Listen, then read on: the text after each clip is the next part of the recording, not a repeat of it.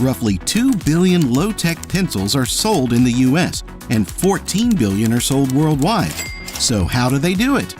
The journey of a pencil begins with the procurement of essential raw materials. The primary components of a pencil are graphite, clay, and wood. Graphite, a naturally occurring form of carbon, is extracted from mines worldwide. The highest quality graphite, known as vein graphite, comes from Sri Lanka and Madagascar.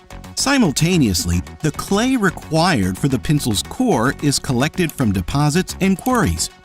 This clay is crucial in determining the pencil's hardness and the darkness of the lead. In addition to graphite and clay, wood plays a pivotal role in pencil construction. The most commonly used wood is cedar, more specifically California cedar, the choice wood for many years. Cedar has a pleasant odor, does not warp or lose its shape, and is readily available. Pencil manufacturers often rely on sustainable forestry practices to ensure the responsible sourcing of wood. Once the raw materials are obtained, the pencil core's preparation begins. First, the graphite and clay are ground into fine powders separately. The ratio of graphite to clay determines the pencil's lead hardness, with higher graphite content producing softer leads, and vice versa. Next, the powdered graphite and clay are mixed together with water to form a homogeneous paste. The paste undergoes a refining process to ensure uniformity. The mixture is then extruded through a machine to shape it into long, thin rods. These rods are cut into lengths corresponding to the pencil's final size. The process of mixing graphite with clay can be traced back to a chemist named Nicolas Jacques Conte. Interestingly, his discovery came as a result of the graphite shortage in the late 18th century. Conte discovered that when powdered graphite, powdered clay, and water were mixed, molded, and baked, the finished product wrote as smoothly as pure graphite.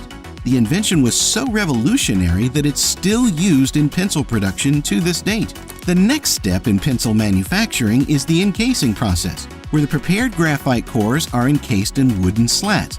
These slats are typically made from cedar wood. The cedar usually arrives at the factory already dried, stained, and waxed to prevent warping. Logs are then sawed into narrow strips called slats. These are about 7.25 inches long, 0.25 inches thick, and 2.75 inches wide. The slats are then placed into a feeder and dropped, one by one, onto a conveyor belt which moves them along at a constant rate. One by one, the slats pass under a giant cutting wheel. This wheel carves grooves into the slats that will become the channel in the middle that holds the lead. Continuing along the conveyor belt, half of the slats are coated with a layer of glue, and the cut graphite is laid in the grooves of these slats. The slats without glue and without graphite in the grooves are placed on another belt that carries them to a machine that picks them up and turns them over. So they're laying on the belt with the grooves facing down. The two conveyor belts then meet, and each unglued slat is placed over a slat with glue and graphite, forming a sandwich. After the sandwiches have been removed from the conveyor belt, they are placed into a metal clamp and squeezed by a hydraulic press and left clamped together until the glue is dry.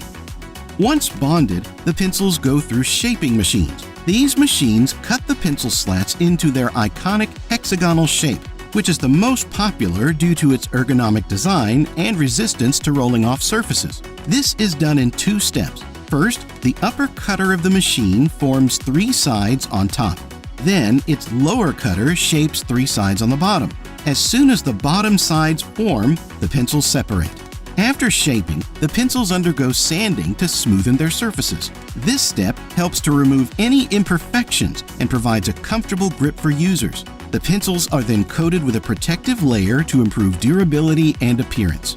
A lacquer or enamel coating is applied, and the pencils are dried and polished to achieve a smooth finish. Sometimes pencils may receive additional treatments, such as a heat treatment, to enhance their strength and resistance to breakage. Many pencils come equipped with erasers at one end, making them versatile tools for writing and correcting mistakes. The erasers are typically made of synthetic rubber or a combination of rubber and other materials. The idea of attaching an eraser to a pencil is traced to Hyman W. Lipman. an American whose 1858 U.S. patent was bought by Joseph Reckendorfer in 1872 for a reported $100,000. The process of making an eraser starts with putting a batch of rubber into a mill. The rubber passes repeatedly between large heated rollers. Additives, including pigments, fillers, and vulcanizing agents, are thrown in between the rollers.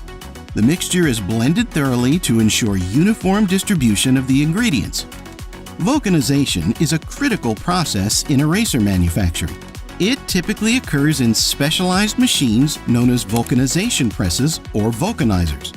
These machines are designed to apply heat and pressure to the rubber compound, allowing the cross-linking of polymer chains and transforming the raw rubber material into a more durable and resilient form. On top of making it more elastic and resilient, vulcanization also helps make the rubber more effective in erasing pencil marks.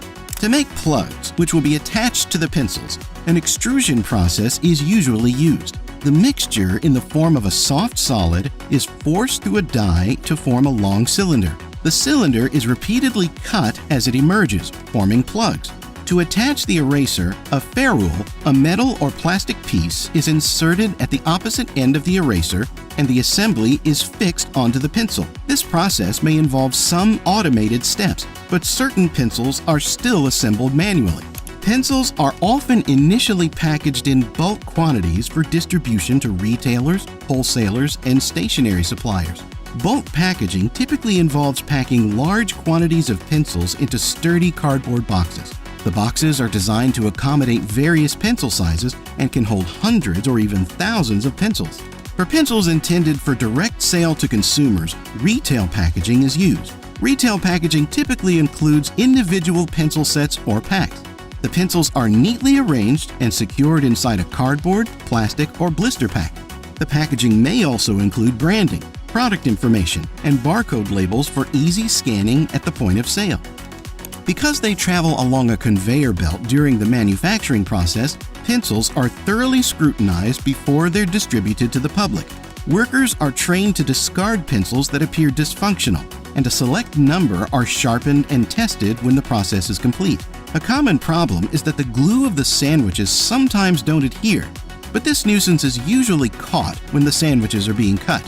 Even with the world going electronic, the pencil industry continues to steadily grow. The global market size of the pencil industry currently sits at $15.95 billion, but experts predict the market will grow by 7% by 2028.